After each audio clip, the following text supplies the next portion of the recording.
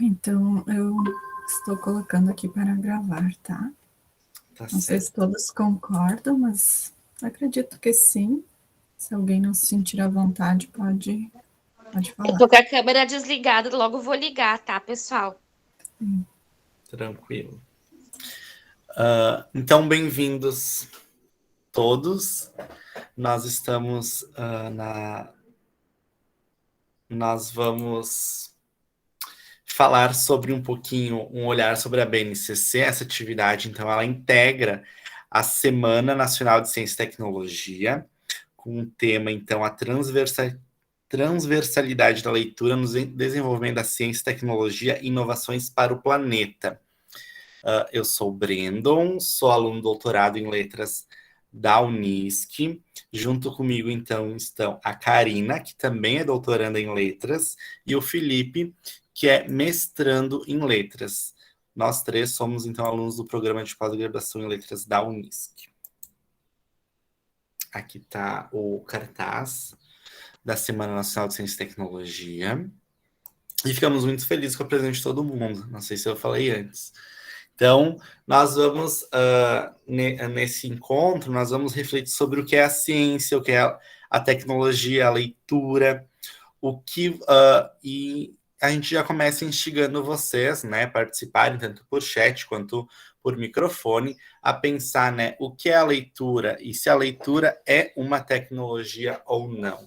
Vou parar de falar um pouquinho, deixar quem se sentir à vontade de escrever ou até mesmo abrir seus microfones. É importante também ressaltar, né, gente, por ser uma oficina, então será um diálogo entre todos aqui presentes. Por isso é bem importante que todos se sintam à vontade, enfim, para contribuir, para colocar as suas ideias, enfim, compartilhar conosco, tá bem?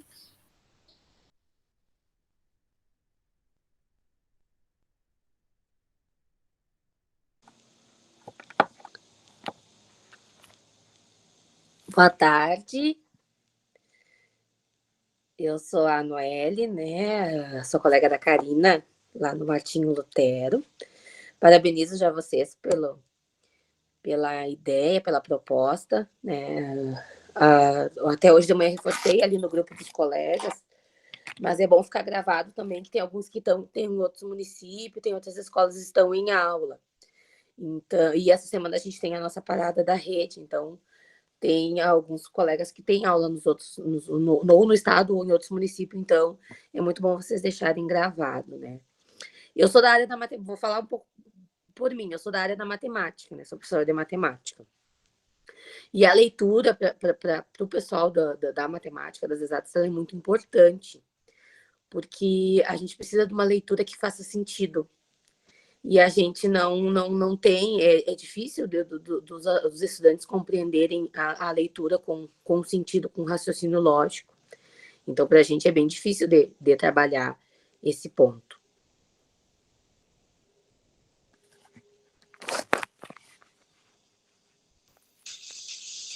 Obrigada, Noelle, por sua contribuição.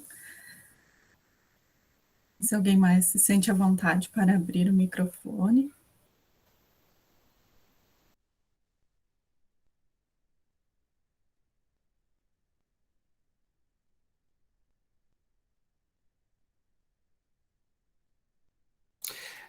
É legal esse comentário da Noeli e essa intervenção também para a gente pensar, aqui são perguntas norteadoras, né?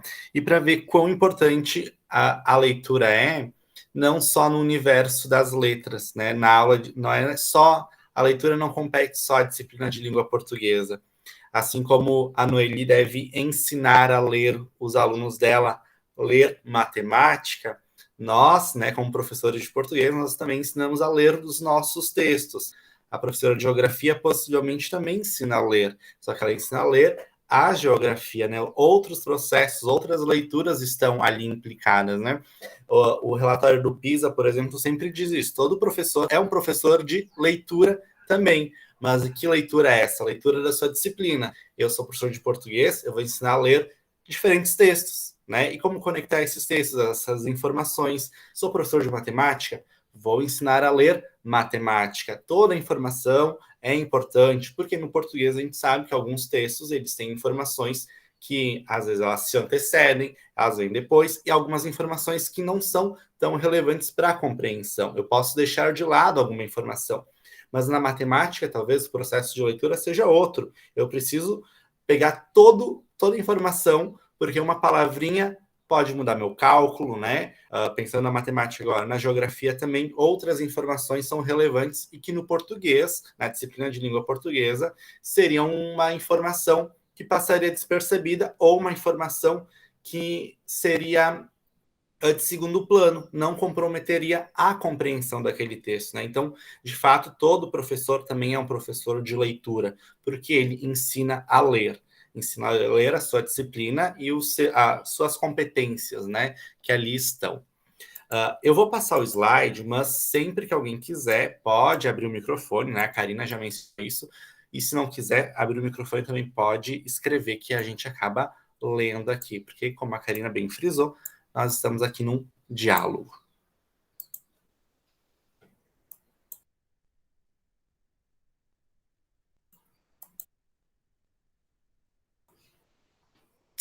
Aqui nós temos uma imagem, deixa eu saber, Gruta da Lascaux, na França.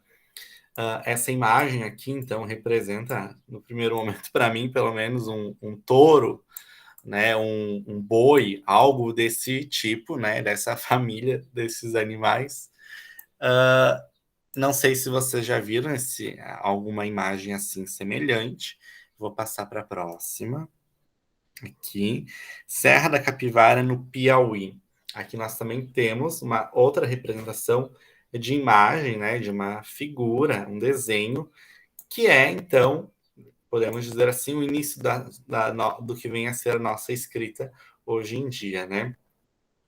Então, aqui a gente já percebe quão significativa é a imagem que traz também a nossa escrita.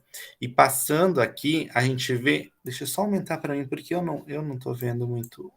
Vou tentar diminuir aqui. Sim, Karina. Agora aumentou para mim. Não sei se eu posso intervir. Sobre essas imagens, né? Nós colocamos ali duas imagens, então, que nos reportam a certos primórdios em que o homem, desde então, sentiu a necessidade de expressar-se, de colocar em gravura, a questão de transmitir uma mensagem. Então, quais seriam as possíveis mensagens que a gente compreenderia através dessas imagens, né? Então, pensando-se na leitura, naquela questão inicial norteadora, o que é a leitura? Então, obviamente, para lermos precisamos da escrita, mas o que seria a escrita também, né? Quais as possibilidades de leitura que surgem? Então, como o Brendo colocou, são imagens, né? Mas a gente pode fazer leituras das imagens, né? Então, só passa, por favor, o seguinte, Brendo. Então, a gente percebe, assim, uma evolução nessa necessidade de expressões, de expressar, né, as suas ideias, a representação do mundo que o homem sente, a partir, então, de uma evolução dessas imagens, né? Então, ali a gente tem, primeiramente, deixa eu pegar aqui o meu livro, eu gosto de fazer umas colinhas, às vezes, aqui no meu livro, então, diz que a primeira representação ali que nós temos, né, seriam pictogramas, né, os primeiros caracteres, então, que o homem criou para transmitir uma mensagem. E na sequência, nós temos depois, então, uma escrita por hieróglifos, tá? Lá dos fenícios, seriam essas segundas linhas ali abaixo da pictográfica. na sequência, a gente tem um aparecimento de vogais. Por quê? Porque teve uma necessidade de articulação, não só da imagem, mas também do som. Então, como que os homens poderiam pensar, né, em transmitir algo que não estivesse no mundo físico, que fosse algo muito abstrato? Então, eles tiveram uma ideia, né, de pegar o som e fazer uma aproximação desse som para aquilo que eles desejavam. Então, ali começou-se uma primeira ideia de abstração por meio desses elementos, uma associação, então, de vogais, enfim. E na última sequência ali, nós temos, então, uma evolução, né? Primeiramente a imagem, depois um desenho, na sequência, então, uma representação, um protótipo de letra, né? E por último, então, o alfabeto grego e latino, conforme a gente conhece hoje em dia. Então, houve toda essa evolução, né? Por isso que é importante a gente trazer essas imagens, porque elas reportam, né, os nossos ali, os primórdios, de onde começou essa intenção de querer comunicar.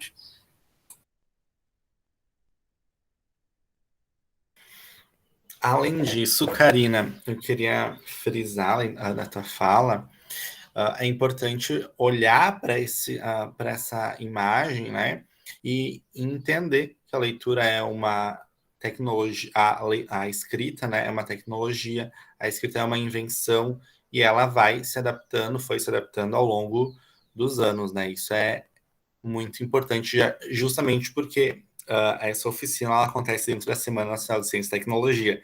Então, aí que tá, né? Nós estamos, a partir da escrita e da leitura, trabalhando com algo que é uma tecnologia, de fato.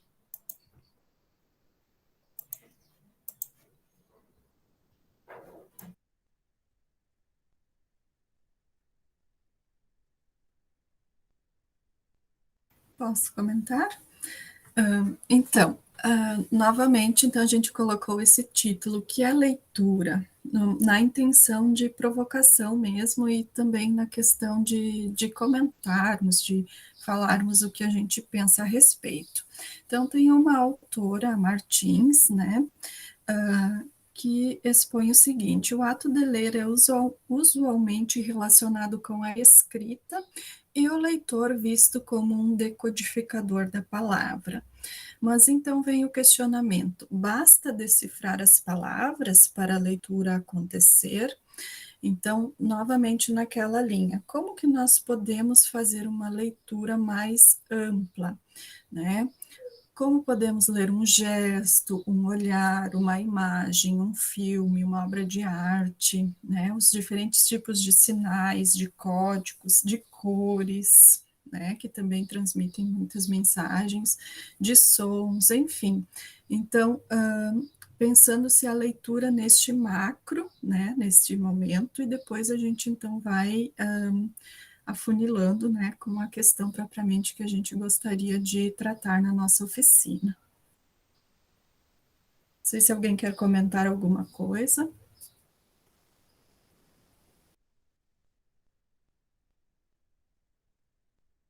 Podemos passar, Brenda. Então também vem a seguinte pergunta: por que e para que ler? Né? Nós estamos fazendo várias perguntas aqui no intuito mesmo de colocarmos essa questão em evidência. Qual é, então, o motivo e a função que a leitura exerce, né? Pensando hoje na nossa sociedade, a gente consegue viver sem leitura, né? A gente hoje está a todo momento com o celular na mão, com o computador, com livros, os livros migraram para o celular, então a gente tem leitura a todo momento. Então, né, qual seria essa função da leitura? Né? Então, esta autora também expõe o seguinte: a leitura como um processo de compreensão e expressões formais e simbólicas, não importando por meio de que linguagem? Então, a leitura, né, ela se faz desses diferentes modos, né, desses diferentes modos de intenção de comunicar. Então, por esse motivo, neste processo de leitura, estão envolvidos vários níveis, e o principal deles, eu diria que é o cognitivo, onde que tudo acontece. Né? Então, no cognitivo, então, temos a questão do sensorial, do emocional, enfim, de toda a bagagem do conhecimento que a pessoa tem durante esse processo de leitura. Fiquem à vontade para comentar, tá?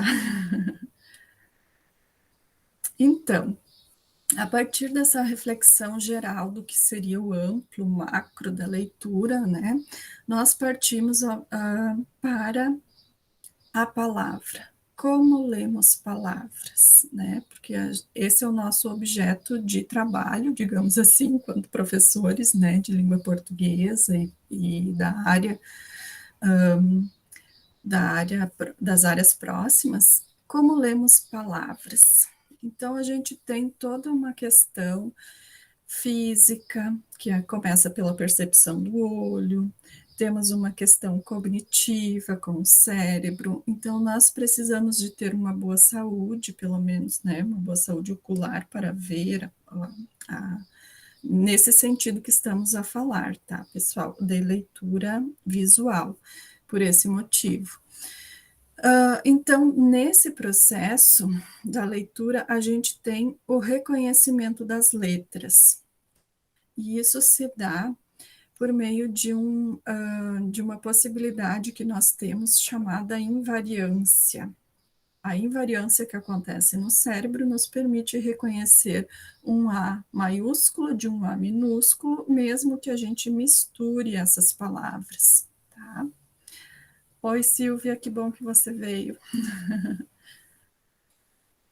Se tiverem contribuições. Eu não poderia deixar de assistir. Estamos muito felizes com a sua presença. Pode passar, Brandon. Se alguém tiver contribuições, fiquem à vontade. Assim, então aqui, continuando nessa perspectiva da leitura de palavras, o nosso cérebro ele é dividido em hemisférios, direito e esquerdo, e no hemisfério direito a gente tem o reconhecimento visual das letras, mas é no hemisfério esquerdo que se dá o processamento, né, para a gente codificar aquela palavra, buscar o seu sentido, a sua significação. Então, ali também a gente tem a questão da conversão do grafema e do fonema, né, e vice-versa, pelo qual, então, a gente consegue distinguir, por exemplo, a palavra almoço, que é um substantivo, de um verbo almoço, né, que é outra percepção, mas da mesma palavra. Então, a gente tem essa função no cérebro, né, que nos permite ter essa questão da convergência semântica entre som e significado. Essas informações estão no livro do Derrani, em 2012, tá? Depois estará na referência completinho para quem quiser consultar. Ali o Brandon nos trouxe a imagenzinha do livro, Os Neurônios da Leitura. Pode passar. Isso. Aí, agora, então, eu passo a palavra para o Brandon, que dará sequência. Bom, só deixa eu... Agora que eu apareço na tela de todo mundo, grande, porque estou com o microfone aberto, esse daqui é o livro que a Karina mencionava, e que nós trouxemos informações. Ele é um livro ótimo, muito bom. Esse autor é muito 10, muito 10. Bom, a Karina mencionava sobre o processo de leitura, né, como nós lemos, mas para ler, a gente sabe que uma leitura, sabe identificar o substantivo, o verbo, tudo isso gera uma compreensão. Essa compreensão na leitura, a gente pode dizer, a partir de Giasson, que é a consequência de 3 fatores. o leitor, o texto e o contexto. Então, aqui no leitor, nós temos o quê? Nós temos as estruturas e os processos. As estruturas, elas correspondem ao que o leitor já conhece e as suas atitudes perante o texto, bem como os processos, ou seja, as habilidades que o leitor dispõe para a leitura e os recursos possíveis para a promoção dessa leitura. No que diz respeito, então, ao elemento texto, tem as intenções do autor com o texto, a forma com que o texto está organizado, e essa forma pode ser também se o xerox é bom, pensando num livro impresso ou num texto impresso, num gráfico, né? Se o gráfico é muito fraco, eu não consigo localizar o ponto, né, do X do Y, então não são o material, né, não está bom para mim. O conteúdo também, se um conteúdo mais fácil, se é um conteúdo introdutório ou não, e o contexto psicológico, social e físico, né? A gente sabe que se um aluno está com fome, ele vai pensar mais no lanche do que no próprio conteúdo que ele está estudando. Então, a atenção dele está em outro momento. Então, há estudos já disso, né? Que se um aluno está, enfim, com fome, ele pensa em outra coisa e não nos estudos. Então, é preciso garantir todos esses 3 elementos, o leitor esteja integralmente capacitado para a leitura e que ele tenha um texto bom, ou seja, um material de leitura bom e um espaço físico bom também para essa leitura. Quando esses 3 fatores, leitor, texto e contexto, eles entram num equilíbrio, digamos assim, é bem possível que a compreensão seja atingida. Então, ele consegue diferenciar, por exemplo, um substantivo de um verbo, nos exemplos que a Karina deu antes, né? Porque ele vai ter condições e subsídios para que isso seja feito. Bom, aqui são os processos de leitura. Nós temos 5 processos de leitura. O microprocesso, os 3 primeiros, então o microprocesso de integração e macroprocesso, saem das menores estruturas do texto, ou seja, a frase, o parágrafo e o texto na sua estrutura global. O processo de elaboração é uma extensão do texto, sendo ela uma condição mais de responsabilidade do leitor do que do texto, já que quem infere é o leitor, a partir das marcas do próprio texto. E o processo, então, metacognitivo, é isso que a Karina mencionava anteriormente, é, digamos assim, o coroar da compreensão. Quando eu compreendo, quando eu consigo falar sobre o texto que eu li, eu, então, tenho, né, esse processo metacognitivo que eu sei que eu aprendi e que eu sei que eu posso falar sobre esse texto. E aí tem, a partir... esse material aqui que eu estou apresentando é da Gia Son, e ela traz no livro dela esse esqueminha aqui. Então, no primeiro esquema, nós temos o texto, né, as estruturas ali do texto, ou seja, as informações que nós, leitores, podemos acessar ao texto. Mas reparem que logo ao lado nós temos o reconto do leitor. O que o leitor pode recontar a partir de um texto. Então vejam as ligações que ele faz e vejam as ligações que ele introduz a partir do texto. E essa introdução que o leitor faz é a partir dos conhecimentos que ele já tem. Então, quando a gente lê um texto, a gente automaticamente traz informações que anteriormente nós já tínhamos adquirido. Por isso, eu sempre gosto de dar o exemplo na faculdade. Nós temos a disciplina, agora estamos vendo literatura, que é clássico, né? Literatura 1, 2, 3, 4, 5, 6. Por que o recomendado é fazer a literatura 1 primeiro e não a 3? Porque na 1 tu vai ver alguma coisa que possivelmente tu vai resgatar na 3. Eles vão falar, olha lá na literatura 1 nós vimos isso. Quando a gente vai direto para a literatura 3, essas referências da 1 vão ser vazias para nós, porque nós não vamos ter esse conhecimento. E isso acontece aqui nesse reconto do texto. Quando o leitor faz a leitura de um texto, quando ele tem bagagem o suficiente de leitura, ele consegue trazer informações que não estão no texto, mas que cooperam para que ele dê conta desse novo texto. Ele faz relações que não estão, mas que podem ser feitas, que podem ser confirmadas ou não em outro momento. Até mesmo aqui nesse esqueminha, o último diz assim, a relação inferida, mas sobre qual o leitor tem dúvidas. Ali é a relação da letra E com a K, né? Tem ali duas barrinhas. Ou seja, ele inferiu alguma coisa, ele trouxe uma informação, mas que ele não tem certeza. E essa não ter certeza, né, de uma informação só pode acontecer em leitores proficientes, leitores que conseguem compreender o que leem. Porque essa pôr em xeque uma informação é um processo cognitivo. Eu posso criar muitas informações dentro do meu texto que não dão conta, o texto original não dá conta, mas eu posso criar informações e pôr essas informações em xeque. E aí sim é quando eu estou pensando o meu texto. Essa ideia de trazer informações para dentro do texto, ela dialoga muito com essa frase, esse pensamento muito conhecido do Paulo Freire, acho que todos vocês já conhecem, né? A leitura do mundo precede a leitura da palavra. Daí que a posterior leitura dessa não pode prescindir da continuidade da leitura daquele. O ato de ler o mundo implica uma leitura dentro e fora de mim, implica na relação que eu tenho com esse mundo.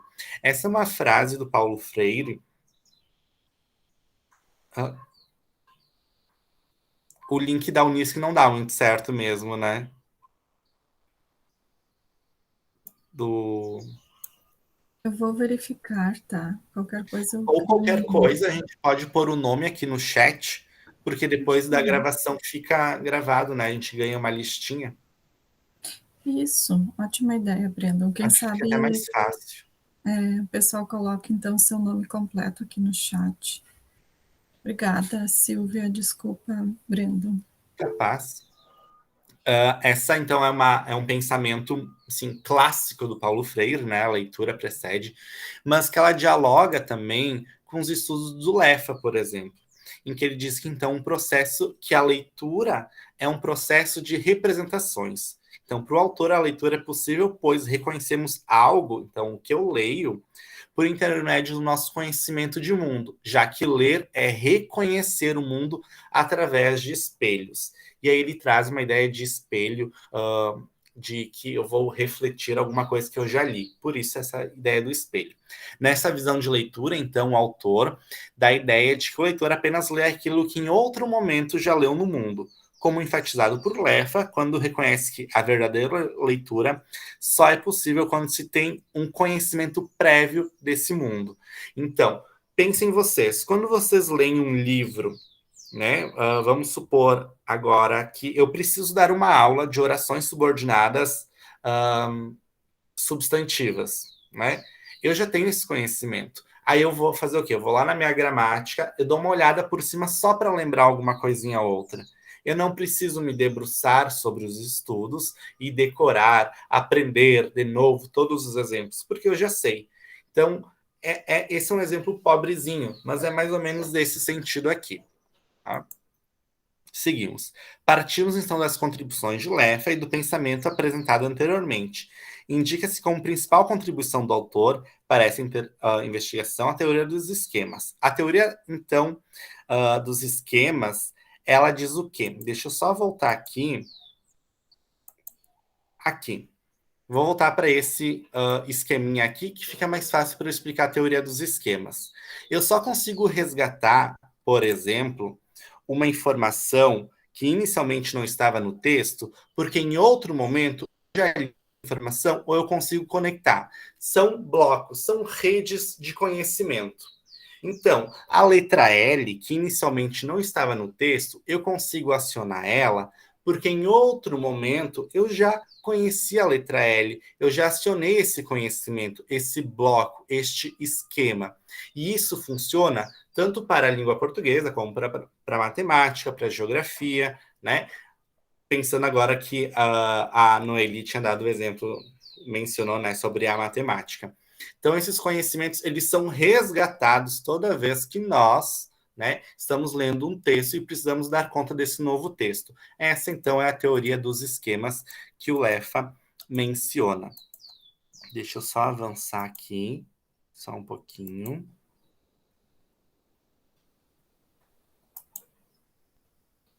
Opa, acho que eu passei demais. Aqui.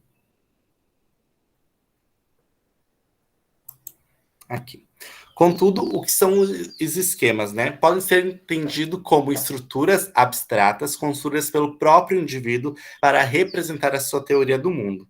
Na interação com o meio, o indivíduo então vai percebendo que determinadas experiências apresentam características comuns com outras. Isso que eu tinha mencionado para vocês. E essas experiências, elas não são só com leitura, elas são experiências também com a vida, com outras artes, né? Logo, esquemas são encadeamentos, mapas já construídos pelo leitor a partir de suas vivências no mundo da leitura ou da escrita, e esses conhecimentos ficam armazenados na memória do leitor, que são resgatados em diferentes contextos e situações que necessários para compreender um texto. Assim como a gente, quando ouve uma música, uma paródia. Se vocês já ouviram a música original antes, vocês falam, ó, essa música é uma paródia? Eu já ouvi essa música antes. Então, isso é um esquema mental que vocês construíram. Vocês lembram da música e quando alguém vai fazer uma paródia dessa música, vocês falam, opa, eu conheço a original. Isso não é a música verdadeira. Isso é uma paródia, né? Pode se pensar assim também. Quanto à hierarquia teoria dos esquemas, essa é flexível, visto que em diferentes contextos, uma palavra ou expressão pode ser um esquema geral ou apenas subordinado a um esquema maior. Então, uma palavrinha pode desencadear novos esquemas ou ela pode ser subordinada a uma outra informação, a um esquema maior. A seleção do leitor por um esquema geral específico é determinado para a compreensão, já que esquemas gerais trazem um sentido mais abrangente do termo e permite mais variáveis, elementos que constituem o esquema. E que esquemas subordinados reforçam e sustentam a ideia contida no esquema geral. Então, o esquema geral vai, então, dar a ideia do que é aquilo que o leitor pensou no momento. Sendo os esquemas um processo relevante no que tange a compreensão leitora, é importante que o leitor esteja em contato com informações que deem subsídios para a compreensão do que lê. A teoria do esquema, então, concebe que a leitura não é uma atribuição nem extração de significado, mas resultado da interação adequada entre os dados do texto e o conhecimento prévio do leitor. O legal dessa teoria dos esquemas é que ela entende o leitor como um agente, né? Muito tem se falado nos últimos anos de aluno de metodologias ativas, né? Essa teoria dos esquemas é basicamente isso. Ela concebe o conhecimento do aluno em primeiro também, né? Ou seja, o aluno não vai ganhar tudo pronto. O aluno vai trazer muito do que ele já sabe para dentro desses estudos. Então, aqui é como a teoria dos esquemas entende o aluno como um grande agente, né, de mudança, ou seja, um agente de construção do seu próprio conhecimento também, porque ele precisa resgatar automaticamente e obrigatoriamente o que ele sabe para dar conta do desafio dele, ou seja, um texto, um cálculo, um mapa, né, alguma coisa ele precisa dar conta a partir do que ele já sabe, do que ele traz de bagagem. Eu, particularmente, gosto muito dessa teoria, acho ela bem legalzinha. A teoria dos esquemas, então, pode ser relacionada com a teoria do mundo, então, também, do Smith. Eu tenho um livro do Smith, não sei onde está, mas estava por aí. Que também, ele menciona basicamente a mesma coisa, só muda o nome, né, da teoria, e eles, claro, não é a mesma coisa, mas elas são bem próximas, né? Então, somente posso extrair sentido do mundo em termos do que eu já sei.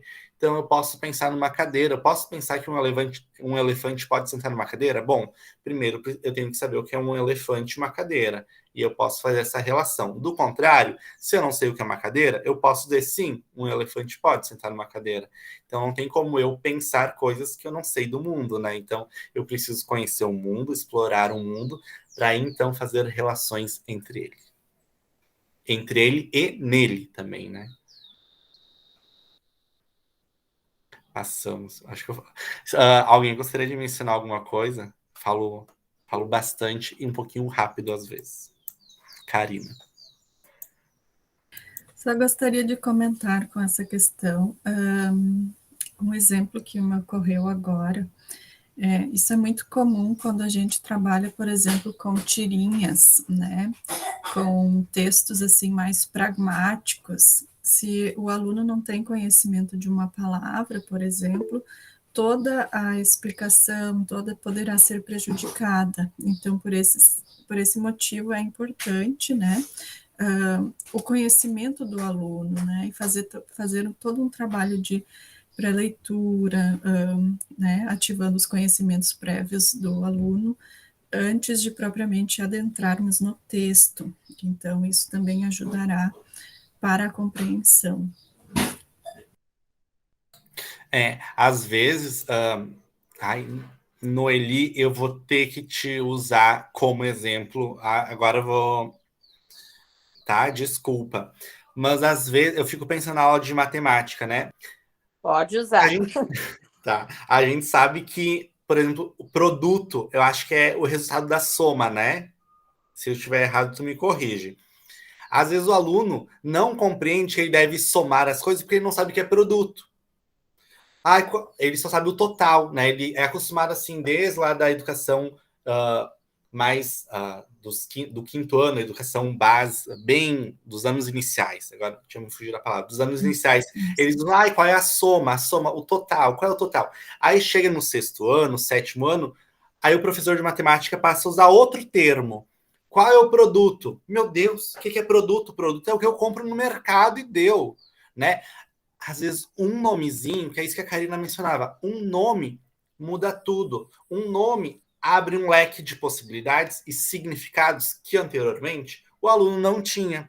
Então essa é a teoria dos esquemas, teoria do mundo. Quando eu preciso acionar conhecimentos que eu já tenho dentro de mim para resolver novos problemas. E esses problemas são esse tipo: identificar o que é uma palavra, e aí eu consigo fazer a minha soma e informar que 2 mais 2 é 4.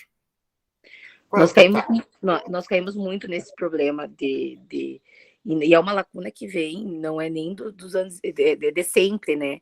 Eu tenho fundamental e médio. O que eu tenho que fazer aqui, Sora? É o que mais eu escuto. O que eu tenho que fazer aqui? O processo da matemática, da operação, ele sabe. Agora, se eu der aquele empurrãozinho e dizer, o meu problema, eu tenho um problema muito grande com o oitavo ano e as equações. Quando a gente troca o lado que eles falam, a gente está trocando, é a operação, a gente não está trocando. Tá, pessoa, que eu faço aqui? Eu troco, né? Troco o lado. Aí eu tenho que entender o que ele está me dizendo nesse trocar o lado, que significado tem esse trocar o lado. Eu digo, não, a gente não vai trocar. Aí eu repito tudo de novo, a gente não troca o lado, a gente está fazendo a operação inversa. Mas para eles, o trocar o lado da equação é o que tem significado. Se eu chegar falando que é a operação, aí parece que já dá um bloqueio, já acabou com metade da minha aula, como eu digo. Agora eu lembrei de uma outra coisa que é bem... é um meme, na verdade, e vocês vão lembrar. Tem de matemática, claro, porque agora só me vem os exemplos de matemática. Tem assim, 2x mais 4y igual a H, sei lá, né? E aí pede assim, qual é o resultado? Aí o aluno não sabe responder, mas se colocar uma florzinha, uma folhinha, ele consegue resolver. É basicamente isso também. É a nomenclatura, a imagem, que vai representar aquilo ali, né? Então, tudo isso para ver como é preciso que o aluno resgate dentro de si muitos conhecimentos, né, para dar conta de uma leitura de algo que é tão, né, que está aí no nosso dia a dia frequentemente. Vai lá, Karina. Só ia comentar mais um exemplo agora, que ocorreu também não faz muito tempo. A gente fez uma interpretação de uma tirinha, uma atividade com o sexto ano. Então, a gente precisa de estar muito atento a todas as palavras que aparecem. A tirinha girava em torno de uma persiana. A gente fez toda a leitura, interpretamos, e aí, ao final, uma aluna perguntou, mas, professora, o que é uma persiana? Então, eu entendi que, naquele momento, tudo que havíamos discutido, né, talvez não faria sentido para ela.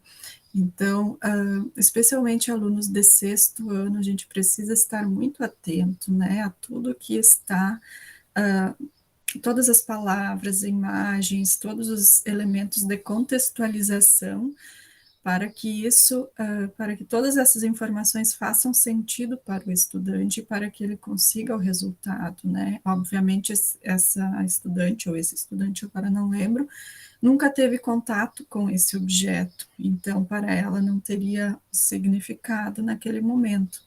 Então, isso é uma coisa bem relevante, né? A gente estar preparado para falar tudo o que aparece aqui e explicar o que significa. Só para contribuir, Brenda. E além disso, possibilitar que esse aluno perceba que o mesmo objeto às vezes tem diferentes nomes. Porque talvez a criança saiba o que seja uma persiana, mas chama de cortina, né? Ah, uma cortina, cortina que eu posso enrolar, cortina, né? E ela saiba, persiana é isso, então. Às vezes está na sala de aula e eles falam cortina, né? Ai, puxa a cortina aí. E na verdade tem uma outra nomenclatura que é persiana, assim como, agora não lembro da variação linguística, né? Ai, mexerica, bergamota, e assim vai indo, né? Então é importante nós também, a escola é isso, né? É esse lugar onde nós temos que possibilitar que o aluno tenha acesso ao conhecimento e diferentes informações. Seguimos. Bom, seguindo nessa linha, então, de conhecimento, né, de informações, de conhecimentos que estão presentes no nosso dia a dia, né, que nós temos acesso diariamente, nós temos os gêneros textuais, né, que querendo ou não, nós lidamos com eles também diariamente, né, de todas as formas, seja na forma oral, seja na forma escrita, né, principalmente na escola, em sala de aula, e no nosso dia a dia também, né, de forma geral. Isso já é tão comum, é tão corriqueiro que a gente nem se dá conta. Mas os gêneros textuais estão presentes em várias das nossas ações, né, durante o dia, na forma como a gente fala, na forma como a gente se expressa, a forma como a gente escreve, né? A gente escreve um e-mail, a gente escreve uma mensagem no WhatsApp, numa outra rede social. Então, as diferentes formas como a gente escreve, como a gente se porta, como a gente se comunica, né? Tudo isso acaba englobando, né, os gêneros textuais e as suas diferentes características, né? Dependendo de cada situação. Então, como o Marcuski, né, que é o autor que nós trouxemos aqui, que é uma referência em gêneros textuais, o Luiz Antônio Marcuski, ele coloca aqui que os gêneros textuais, né, eles são materializados em situações comunicativas frequentes, né, situações que a gente acaba lidando no dia a dia, né, que são tão frequentes para a gente que a gente acaba nem percebendo.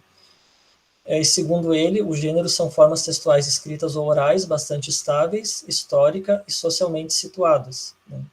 Então, como eu falei, dependendo da situação, o gênero ele muda, né? Se eu vou escrever, por exemplo, um e-mail para um colega de trabalho, um colega de aula, eu vou escrever de uma forma. Se eu vou escrever para um professor, para o reitor da universidade, eu vou escrever de outra forma, né? Vou usar uma linguagem mais formal. Então, essas mudanças de linguagem escrita e linguagem oral que definem os tipos, né, de gêneros textuais. E esses tipos são tantos que não existe um número, né? Os autores costumam dizer que eles são infinitos e ilimitados, né? Porque cada vez vão surgindo mais gêneros, um gênero ou dois acabam gerando novos gêneros, né? Principalmente depois que surgiram as novas tecnologias, né? Da carta se passou para o e-mail e assim foi evoluindo para as redes sociais. Então, novos gêneros textuais vão surgindo a todo momento, né? Então, não tem como a gente listar, como a gente numerar uma quantidade X de gêneros. E alguns exemplos que são os mais comuns, né, que a gente está mais acostumados, que nós podemos citar aqui a crônica, o artigo científico, o artigo de opinião, a reportagem, notícia, e-mail, um romance, bilhete, o próprio horóscopo, né? Tem muitas pessoas que têm o hábito de ler horóscopo diariamente nos jornais ou na internet. Horóscopo também é um tipo de gênero textual. Edital de concurso, resenha, ensaio, uma receita culinária, bula de remédio, charge, história em quadrinhos e vários outros, né? Tem uma infinidade de gêneros presentes no nosso cotidiano. Felipe, só trazendo um exemplo para a gente pensar, os gêneros, como tu mencionou, os gêneros são infinitos, né? Eu não consigo catalogar todos eles, até porque a todo instante pode estar surgindo um novo gênero. É só a gente pensar. Quando, né, acham que descobriram o Brasil, não tinha e-mail, porque não era uma necessidade, não existia isso. Então, os gêneros estão mais a serviço das pessoas, né? Quando surge a necessidade de comunicar algo, se não tem como, não tem uma estrutura de comunicação, cria-se uma nova estrutura, né? O e-mail é isso. Surgiu a internet, surgiu computadores. Ah, vou mandar uma carta. Bom, mas tem esse recurso aqui, vamos inovar, né? Então, essa Sim. necessidade de ser adaptado. Um gênero pode ir substituindo o outro também, né? Acompanhando a evolução tecnológica. Karina, queria fazer algum comentário? Não só, não sei se você comentará mais adiante, mas para dizer assim que entendo que os gêneros gêneros textuais, eles organizam as nossas atividades sociais, né? A gente não imagina uma sociedade em funcionamento sem um gênero textual. Para tudo há gênero, né? Para poder dar aula, eu preciso do diploma, o diploma é um gênero, né? Eu preciso cursar tantas cadeiras, as cadeiras são gêneros. No meu dia a dia, a bula, né, a reportagem, a notícia, todos, né, as mensagens que a gente troca, todos são gêneros textuais, né, que estão presentes na nossa vida e, de certa forma, organizam a nossa vida em sociedade. Não sei se você comentará isso depois, mas só para... Exatamente. É uma forma de organização, né? Que sem eles viraria uma bagunça, digamos assim, né? Pode passar, Adriano.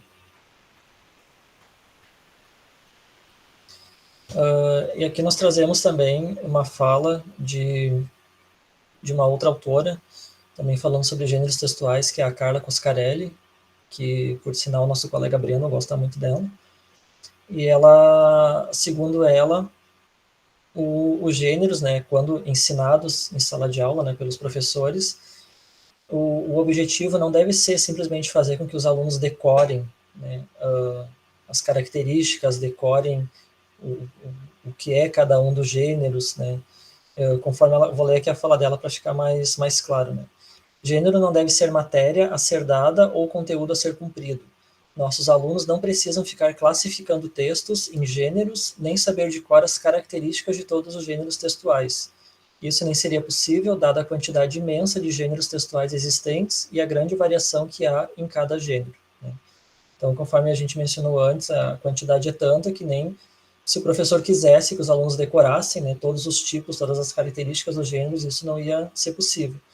Então, o que ela quer dizer com isso? Que o importante, a finalidade, na verdade, né, de se ensinar gêneros textuais em sala de aula, é fazer com que os alunos eles percebam, né, a finalidade do texto, para que serve aquele texto, por que aquele texto foi escrito, qual o objetivo daquele texto ser produzido, né, que eles percebam também os recursos linguísticos que foram usados, né, em cada texto, em cada tipo de texto, né, conforme o texto são recursos diferentes ou não, e também o efeito de sentido, né, que esses textos visam provocar, né, assim como identificar quem está falando no texto, para quem, em que situação e com que objetivo. Isso, então, realmente é relevante com que o aluno compreenda, né, e é o que ele vai levar em conta na hora de produzir um texto em determinado gênero textual, né, e não só saber diferenciar um de outro e saber as características de um ou mais gêneros. Essa fala, já que o Felipe mencionou que eu gosto da Coscarelli, eu me permito falar, né? Adoro a Coscarelli, mas também me lembrou essa fala dela, o que Bakhtin diz sobre gêneros textuais, que são estruturas relativamente estáveis, justamente porque essa mudança, né, esse avanço no mundo, nós não vivemos de um jeito e vivemos para sempre. Nós estamos evoluindo e os gêneros estão aí a serviço da comunicação, a serviço da organização de todos nós. Por isso que eles não são fixos, né? Eles estão aí mudando e sendo mudados a todo instante. Exatamente. Pode ir para isso. Bom, e dentro dessa infinidade, né, de gêneros textuais, como nós vimos, nós escolhemos um gênero, né, específico, que é a crônica, que a gente vai trabalhar logo na sequência uma crônica com vocês. E a crônica, então, nós trouxemos aqui não uma definição, digamos assim, fechada de crônica, né, mas sim algumas características, né, que alguns autores já mencionaram a respeito da crônica. Então, basicamente, claro que ela pode ser muito mais que isso também, né, mas basicamente a crônica é um texto narrativo, né, vai contar algo para alguém. Ela costuma abordar assuntos do cotidiano, assuntos que a gente está sendo informado a todo momento, né, nos veículos de comunicação, assuntos que estão em evidência, assuntos polêmicos, ou não também, né, mas geralmente são assuntos do cotidiano. Ela é produzida para diversos veículos, né, jornais, revistas, sites, e também pode ser publicada em livros, né, existem vários livros somente com crônicas, de diversos autores. Os autores costumam dizer também que a crônica está situada entre o jornalismo e a literatura, né, porque ela pode ter elementos tanto de um quanto de outro. Ela pode tratar, que já é o item seguinte ali, ela pode ter elementos da ficção como elementos da realidade, né. A crônica ela permite a criação de personagens, a criação de ambientes, mas também, ao mesmo tempo, eles podem estar relacionados a situações reais do nosso cotidiano, ou pode ser uma crônica escrita totalmente baseada em fatos reais, né, em algo que a gente está vivenciando, algo que aconteceu, né, pode ser uma situação bem próxima da gente, uma situação literalmente real, né. E com relação à linguagem, a crônica também pode ser muito flexível com relação a isso, então ela pode ter uma linguagem tanto formal quanto informal, né. Pode ter uma linguagem muito parecida com o texto jornalístico, que é uma linguagem formal, mas também pode ter uma linguagem com uso de gírias, de expressões do cotidiano, de palavras que a gente costuma conversar com amigos, com familiares, com pessoas próximas, né. Então pode ser um texto mais leve, não precisa ser um texto tão pesado, às vezes, como é o texto jornalístico, né. A crônica, ela permite isso, a gente pode brincar mais com o texto e com as palavras, com as frases, com as expressões, né. Pode seguir. Nós trouxemos aqui também algumas informações, né, de destaque da Base Nacional Comum Curricular, a BNCC, de 2018. Né, e para início, assim, nós colocamos aqui os 4 grandes campos, né, de atividades que a BNCC ela é dividida. O primeiro é o campo jornalístico midiático, o segundo é o campo artístico literário, o terceiro é o campo de atuação na vida pública e o quarto, os campos das práticas de estudo e pesquisa. E, como nós vamos falar de crônica, né, o gênero textual crônica, ele se insere em 2 desses campos, né, tanto no campo jornalístico midiático, quanto no campo artístico literário, né, até porque, como eu falei agora há pouco, a crônica está relacionada com essas duas áreas, né, tanto a área jornalística quanto a área literária, então isso permite com que ela transite nesses dois campos, né, da BNCC. Se a Karina ou o Breno quiser fazer mais algum comentário, fique à vontade. Sim, são esses campos propriamente, né, que estão ali estabelecidos na BNCC, e além desses campos também tem as competências, né, não sei se o Breno quiser passar, as competências gerais, que são 10, elas foram estabelecidas, então, para todos, e depois a gente tem algumas específicas, ou melhor, habilidades específicas, tanto para a área das linguagens, e quanto para propriamente as de língua portuguesa. Então, nós trazemos aqui esses conteúdos, mas a gente não propriamente lerá todos, né, porque isso é de fácil acesso, vocês poderão consultar. Eu acho que o que mais tem relação agora seria o próximo, Brendo. Aqui, as competências específicas, então, para a língua portuguesa, né, como a gente está trabalhando leitura e BNCC, nós, como diz o Brendo, puxamos a brasa para o nosso assado aqui. Então, destacamos especialmente a número 3, né, que se refere, então, a ler, escutar e produzir textos orais ou escritos e multissemióticos, que circulam em diferentes campos de atuação em mídias, com compreensão, autonomia, fluência e criticidade, de modo, então, a se expressar e partilhar informações, experiências, ideias e sentimentos e continuar aprendendo. Essa, então, seria uma das habilidades ou competências que estão propriamente mais relacionadas à língua portuguesa. Depois nós temos mais uma, pode passar, por favor, que eu acho que compõe um total de 10. Número 9, nós também destacamos, então, que traz o seguinte: envolver-se em práticas de leitura literária que possibilitem o desenvolvimento do senso estético para a fruição, valorização da literatura e outras manifestações artístico-culturais, como formas de acesso às dimensões lúdicas do imaginário, encantamento, reconhecendo o potencial transformador e humanizador da experiência com a literatura. Então, estando relacionado com o gênero crônica, né, por ele estar, então, nesses dois âmbitos, a gente acredita, então, que essas seriam as mais pertinentes, então, neste momento. Pode passar, Brenda. Aqui, novamente, então, nós temos a questão da língua portuguesa, com a distribuição dos objetos de conhecimento para os quais a gente precisa dar conta. Então, seria a oralidade, a leitura e a escrita, a produção textual e a análise linguística e semiótica. Então, cada um desses componentes se subdividem em diferentes habilidades, né? E a gente selecionou algumas, então, relacionadas à leitura, especialmente.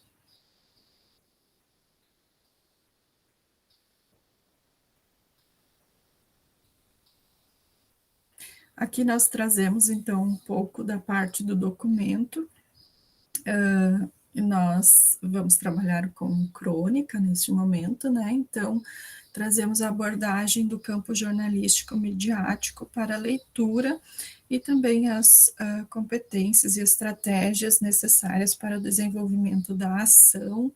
Isso está, então, também no documento da BNCC, a gente não vai ler tudo para não ficar muito cansativo. Pode passar, Brendo. Aqui mais algumas dessas habilidades. Sim. Agora não sei se Felipe gostaria de comentar. Eu posso falar. Tá bem. Então, voltando à questão do gênero crônica, né? Nós selecionamos uma crônica para trabalhar nessa oficina. O título dessa crônica é Cores e o autor é Marcelo Xavier. Aqui tem a fotinho dele, para quem não conhece. E essa crônica foi extraída desse livro que se chama A Cara da Rua, do Marcelo Xavier. Para quem não conhece ele, nós colocamos ali algumas informações, ele é artista plástico autodidata, né? É brasileiro. Ele atualmente reside em Belo Horizonte e já tem 21 livros publicados, né? Já recebeu várias premiações, e entre essas premiações as mais importantes foram o Prêmio Jabuti em 2001, que foi atribuído ao livro Festas, na categoria Ilustrações, e também ganhou o prêmio de melhor ilustrador em 94 para o livro Asa de Papel.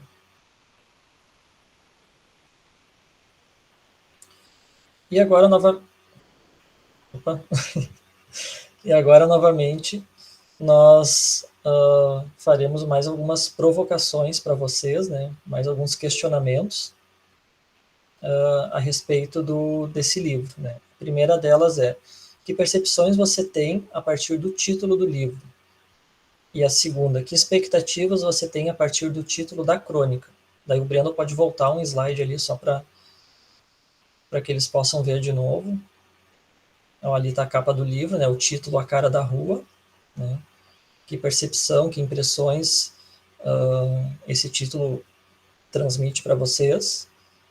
E da mesma forma o título da crônica, né? Que é Cores. O que vocês imaginam que vai se tratar o texto, o que o autor deve abordar numa crônica chamada Cores.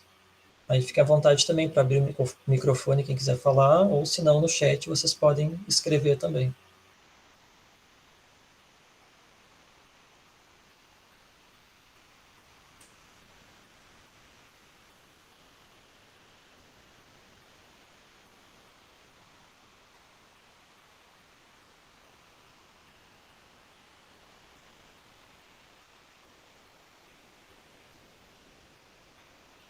Bom, enquanto isso, a Karina já colocou ali no chat o link, né, do texto da Crônica Cores.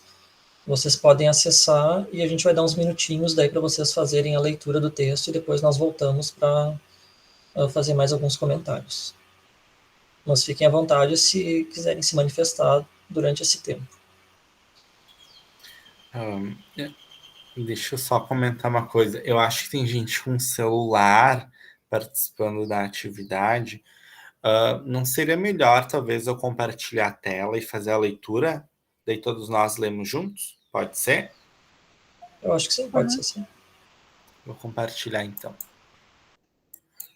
Deixa eu ver se tá aparecendo. Eu só não consigo dar um zoom muito grande, porque eu dei antes um zoom e deu um negócio aqui. Então, eu vou fazer a leitura. Se alguém quiser ler também, pode ficar à vontade. Cores, Marcelo Xavier. Há muito mais cores na cidade além do vermelho, do amarelo e do verde dos sinais de trânsito. Dê atenção a elas, claro, mas olhe mais, muito mais. Vivemos imersos em uma gigantesca pintura tridimensional. Não há sequer um ponto à nossa volta sem cor, incluindo o céu e as fantásticas mutações. Cor é música, música é cor, o som da luz. Com notas musicais, cores sobem e descem em escalas, formam acordes perfeitos ou dissonantes, variam em intensidade, volume e harmonia. Prestam-se a infinitas composições. Corra os olhos pelo interior de casas antes de deixá-los voar pela janela. Procure um vazio de cor, não haverá.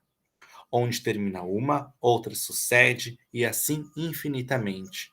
Tudo que nos cerca, móveis, objetos, tecidos, pisos, tetos, paredes, sua determinada cor, como um instrumento em uma orquestra. Abra as cortinas e assista a sinfonia que se apresenta lá fora. O extraordinário mosaico de cores traduzidos por uma composição musical polifônica. Tons, semitons, microtons, nuances, volumes, texturas. Ouça as cores da arquitetura em acordes comedidos.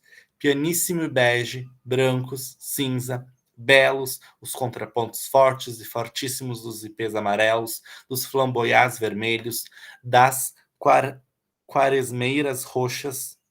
Observe os solos de metais dos veículos das ruas. Há brancos, pretos, pratas, laranjas, intensos, amarelos, azuis. Azul, aliás. Mire as pessoas, pele, cabelo, lábios coloridos, são canções sensuais. Roupas cantam cores em unissono, duetos tom sum tom. Trios desafinados, arranjos policrômicos, em colares, pulseiras e brincos, as cores tocam notas falsas de esmeraldas, safiras, rubis em estacotos e lagatos de fios e volta. Na caótica ópera urbana, ouvem-se agudos de soprano nas cores dos painéis publicitários.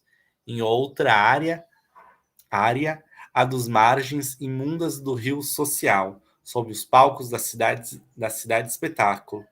As cores graves da miséria soam tristes solos de contrabaixo. nas pausas, cores exaustas esperam pelo azul, o amarelo e o vermelho dos ônibus de seus destinos, lotados em irritantes relentando. A magnífica pintura da cidade é obra coletiva. Cada uma de suas cores tem autoria. Arquitetos coloram edifícios, moradores pincelam morros, designers pintam veículos, grafiteiros acendem muros e meninos tocam o céu com as notas coloridas pipas.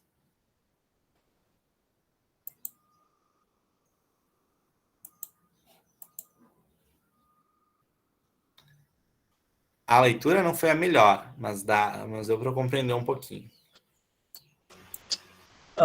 Só queria ler que a Elizabeth comentou aqui no chat sobre os dois questionamentos anteriores. Ela coloca que a cara da rua, para ela, vai falar da diversidade humana viva, e a crônica As Cores provavelmente falará dessa diversidade. Muito obrigado, Elizabeth, pela contribuição.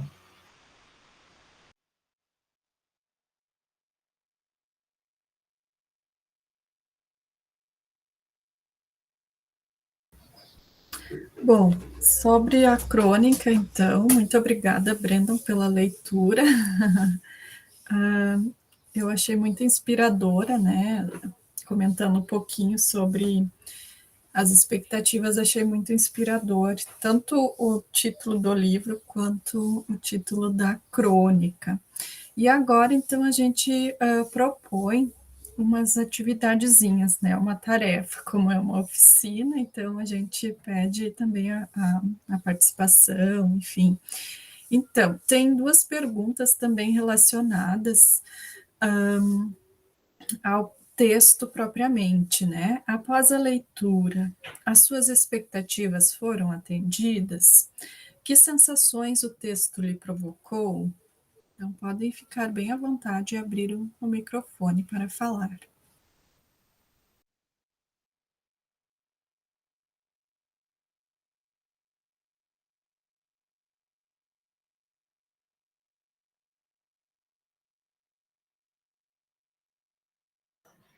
Acho que é legal pensar, né, esse autor, como o Felipe nos apresentou ele.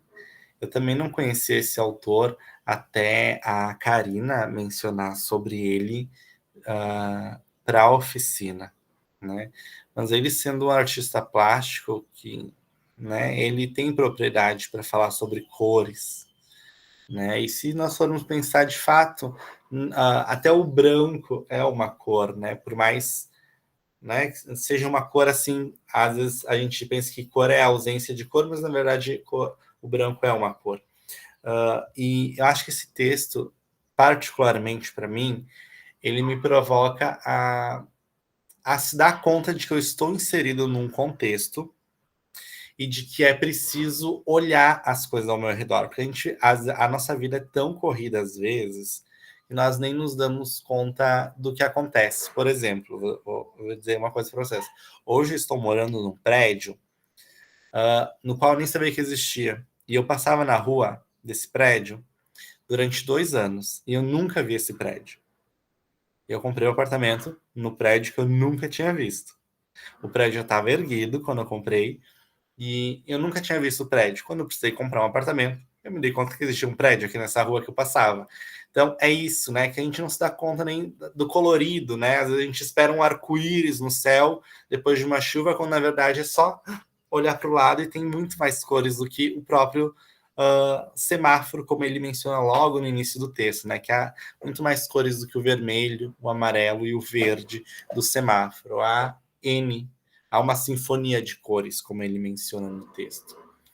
A Águida, ela contribui dizendo que as sensações de janelas fechadas, eu não vejo tudo isso, meus olhos estão acostumados, justamente isso, né? Essa correria da nossa vida cotidiana, essa vida urbana, e sempre atrás de sempre, né? A gente está sempre atrasado para alguma coisa, ou está atrasado para ir no mercado, ou está atrasado para fazer um almoço, a janta, para organizar a casa, sempre atrasado, o que impede, né? Isso de abrir essas janelas que estão fechadas. E a Noeli, tudo que passa pelos nossos olhos e não percebemos. Justamente, acho que é isso que essa crônica nos provoca isso, né? A dar uma pausa, respirar, olhar para o lado, apreciar o belo, né? Às vezes a gente acha que no meio do caos da cidade também tem uma coisa bonita ali no meio, né? Acho que esse texto provoca isso. A Águeda e a Noeli bem trouxeram isso nas falas e acho que eu também contribuí um pouquinho. Não, eu queria complementar só dizendo que eu acho que isso acontece muito quando a gente cria uma certa rotina, né? Por exemplo, de ir para o trabalho, para a escola, né? Sempre pelo mesmo caminho, da mesma forma, fazer o mesmo trajeto todos os dias, né? Para ir no mercado, para ir no banco, para fazer alguma atividade fora de casa. Então a gente acaba acostumando o nosso olhar a ver sempre as mesmas coisas e a não perceber as outras coisas que tem em volta, ou as coisas novas, diferentes, né? Como o Brandon mesmo falou do prédio que já estava erguido e ele não conhecia o prédio, mas talvez já tivesse passado por ali várias vezes e não tinha se dado conta.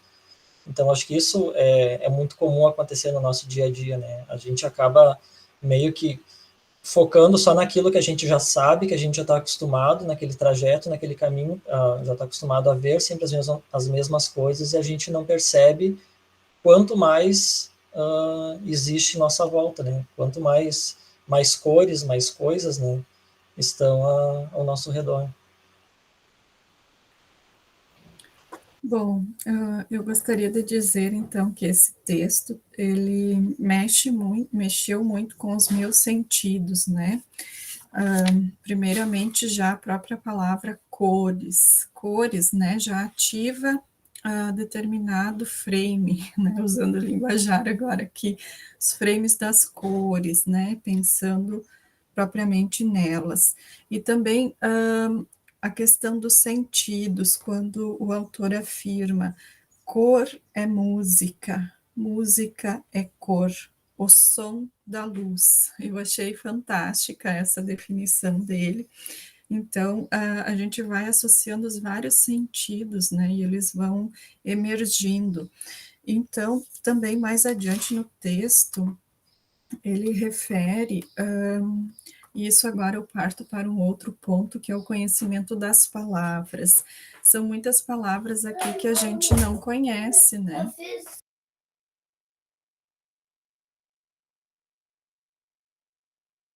Desculpa, gente, meu filho está em casa, então às vezes ele virá falar comigo. Então, nem todas as palavras que estão aqui a gente conhece, por exemplo, tem palavras estrangeiras, né?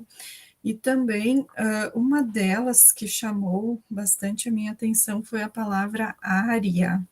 Eu até olhei no dicionário para ver se estava escrita corretamente, porque às vezes, né, a gente digita rápido, enfim, mas não, está no texto original. E o sentido dessa palavra, se a gente for pesquisar, se remete então a algum tipo de medicamento que se reporta ao tratamento de asma. Então, aí isso infere, né, provoca um tipo de compreensão. Então, nesse parágrafo onde aparece essa palavra, diz assim: na caótica ópera urbana, ouvem-se agudos de soprano nas cores dos painéis publicitários.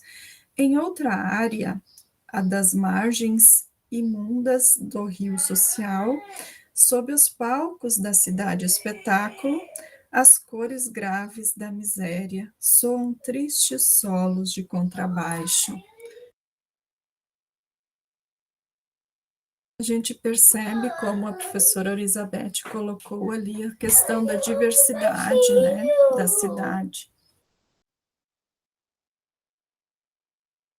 Desculpa, meu filho veio aqui. Então, assim, essa questão não só do belo, né, da cidade, mas também da parte triste, né? Então, treinar o nosso olhar para perceber, propriamente como o título do livro diz, a cara da rua, né? Observar tudo que nos cerca, todas as diferentes cores, né? Perceber o que é belo e o que não é tão belo, e que se pode fazer para melhorar o que não está tão belo. Então, eu penso que esse texto, né, parece simples, mas ele traz uma grande profundidade de reflexão. Não sei se alguém mais gostaria de comentar, mas eu estou reportando o que eu penso a respeito. A Silvia trouxe uma intertextualidade com um texto Esquadros, da Adriana Calcanhoto. Diz assim, ó, eu ando pelo mundo prestando atenção em cores, quando eu não sei o nome, cores de Almodóvar, cores de Frida Kahlo, cores. Acho que é bem isso, né? E aí, agora pensando nesse texto que a Silvia lembrou, por exemplo, como é uma cor de Almodóvar? Como é uma cor de Frida Kahlo? São cores, né, assim, vibrantes, cores um pouco mais trágicas, cores sofridas, né? Assim, tudo isso, como a Karina disse, né, aciona esses frames, esses esquemas que nós já temos construídos, enraizados na nossa memória, nos nossos conhecimentos, nas nossas vivências, né, pensando naquilo que eu tinha mencionado anteriormente sobre os esquemas. Então, tudo isso acaba sendo resgatado por essas cores, por esse mundo em que nós estamos. E também fazendo uma relação com as primeiras imagens que a gente trouxe no início da nossa oficina, né? Então, as cores, elas, e como o Brendo e a Silvia também expuseram, elas querem comunicar algo, né? Então, a gente pode fazer uma leitura dessas cores e dessas impressões. Se a gente for ver a palavra, né, as letras, elas também são impressões, né? Impressões, imagens, então elas são passíveis de leitura, na minha percepção. Eu estava pensando agora também, se a gente for levar para o lado da publicidade, as cores também têm um outro sentido, né? Um outro significado, elas têm uma outra representatividade. Por exemplo, o vermelho, ele é muito associado a coisas quentes, né? A coisas fortes. Por exemplo, a própria embalagem do ketchup é vermelha, da mostarda é amarela, porque tem um significado por trás disso, né? O vermelho está mais associado com coisas fortes, o amarelo nem tanto.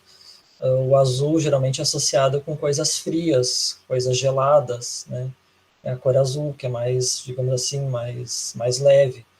O vermelho, como eu mencionei, já é com coisas mais fortes, mais quentes. Então, também existe esse trabalho de cores no sentido de atribuir significados, né, relacionados a alimentos, a uma série de coisas, que é feito pela publicidade também.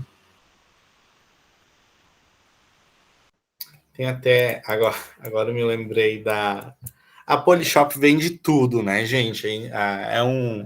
Isso é um consenso comum. O Polishop vende tudo, até casa caindo aos pedaços eles vendem.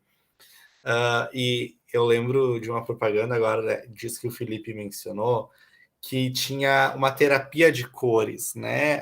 Você quer chegar em casa tranquilo, compre essa luminária que ela deixa a casa toda enfim, tinha 1000 cores para escolher, combinações que deixava a pessoa mais tranquila, uma coisa assim relacionada à coloterapia, né? Então, para ver o poder que essas cores têm, né? E às vezes a gente tem uma vida aí tão preto e branco, né? Digamos assim, sempre a mesma coisa. Quando há um leque de cores que a gente pode explorar e vivenciar. Acho que eu posso avançar o slide. Posso, né? Então tá.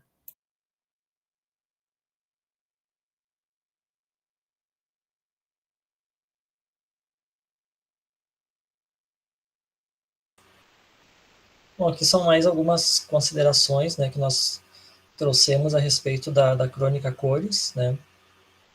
Algumas percepções também, né, que provocaram em nós. Uma delas é treinar o olhar, né? Como nós comentamos antes, o olhar viciado, quando fazemos sempre o mesmo caminho, sempre as mesmas coisas, né, o mesmo trajeto. Seria bom de vez em quando mudar, né, sempre que possível, a nossa rota, o nosso trajeto, até para possibilitar que a gente veja coisas diferentes, que a gente descubra, né, perceba coisas diferentes. A questão de cor e música, a cor também pode estar relacionado à arte, né? Pode não estar muito relacionada à arte, em especial à música. A cor também provoca ativação dos sentidos, né? Principalmente a visão e a audição. Se a Karina quiser complementar, Karina, por favor, fica à vontade. Talvez tu tenha comentários mais embasados, né? do que eu. Sim. Sobre essa questão das figuras de linguagem, né? A gente costuma muito trabalhar, por exemplo, o oitavo e nono anos, desde o sexto, mas o oitavo e nono a gente enfatiza um pouco mais. Então, aqui é evidente, né? Várias metáforas, sinestesias, e a própria crônica toda, né? A gente poderia dizer que é uma grande metáfora de tudo que a gente já comentou sobre essa questão de perceber, né? De perceber as coisas, de ter sensibilidade, de observar e de fazer uma leitura de tudo isso. E também interpretar tudo isso, né? Interpretar como que eu compreendo, como que eu interpreto todas essas cores, todas essas sensações no nosso cotidiano, enfim. E também a gente observou ali vários estrangeirismos, né? Então, uma das características, poderíamos dizer assim, da crônica também, essa brincadeira com as palavras, né? E este autor, ele foi bem pontual nessa parte, assim, de trazer elementos, especialmente da música, né? Que a gente, por exemplo, eu sou muito leiga, né, sou completamente leiga na parte de música, então ele traz ali pianissime, tom sur tom, então seria interessante que a gente também explorasse essa parte com os alunos, fizesse uma pesquisa, né, para que a gente pudesse ampliar, né, os nossos horizontes nessa parte. Acho que é isso, assim, não sei se alguém teria mais contribuições, senão a gente continua.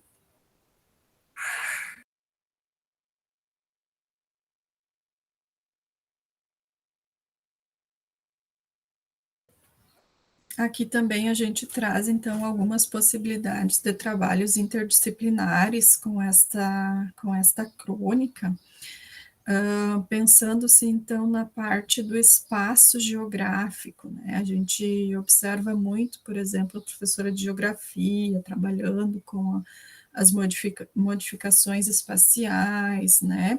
Trabalhar com os estudantes pedindo para que eles façam uma projeção do espaço, como era antes, como está agora, né? Também trabalhando com artes interdisciplinarmente, sobre as cores propriamente ditas, né? Quais seriam, então, seus elementos identificadores, constituidores e também fazendo relações das significações que elas têm no nosso dia a dia enquanto elementos de comunicação, e também alguns elementos, então, relacionados à música, que é o que nos traz o texto, tá? E acho que era isso. Daí tem também, tem essas dicas também no livro, e é importante ressaltar isso, tá? Que o livro, ele veio para as escolas, ele é um livro do PNLD literário, então acredito que seja bem fácil, bem fácil não, mas bem acessível de se trabalhar com esse material.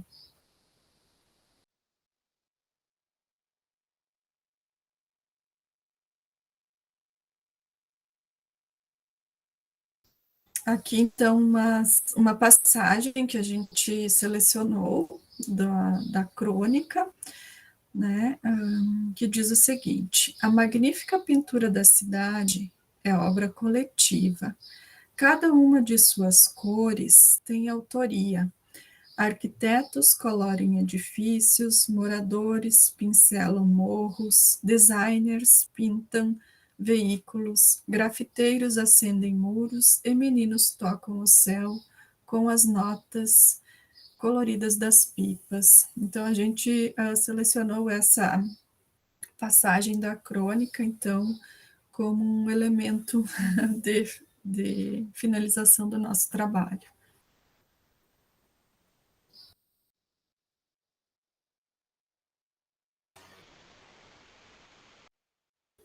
Aqui algumas das referências, então.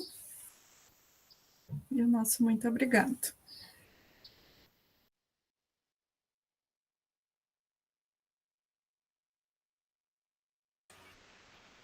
Se alguém tiver algum comentário, alguma contribuição, fique à vontade para abrir o microfone, conversar, trocar alguma ideia, ou escrever no chat que a gente lê. Compartilhar alguma experiência.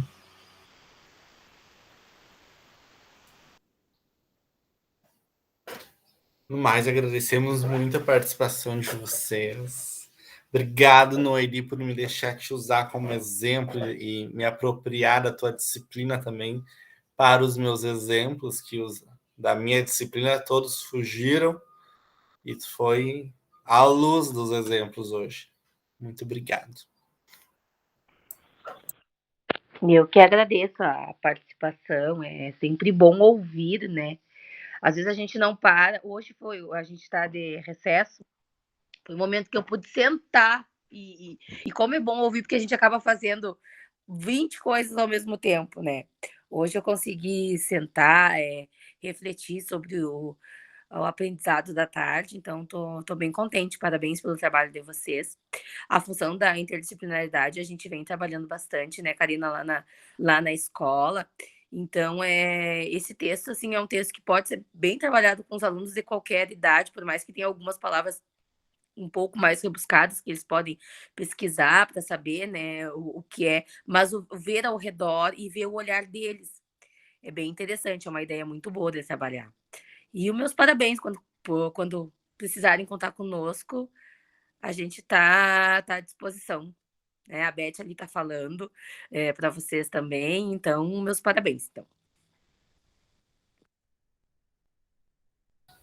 Eu agradeço também, reforço as palavras do Brandon, a parceria das colegas que estão aqui presentes hoje. Muito obrigada pela presença de vocês, foi uma honra tê-los aqui.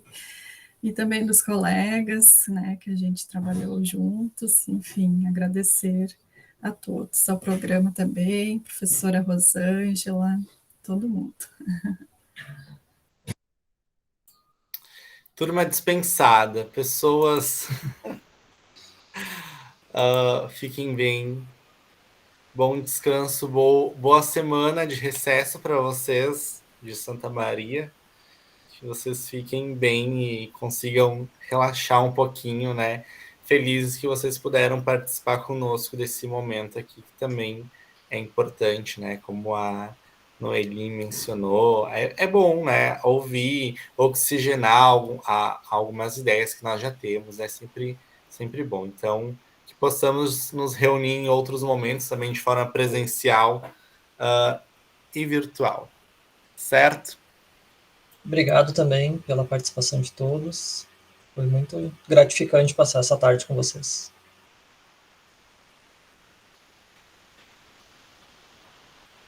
Até mais.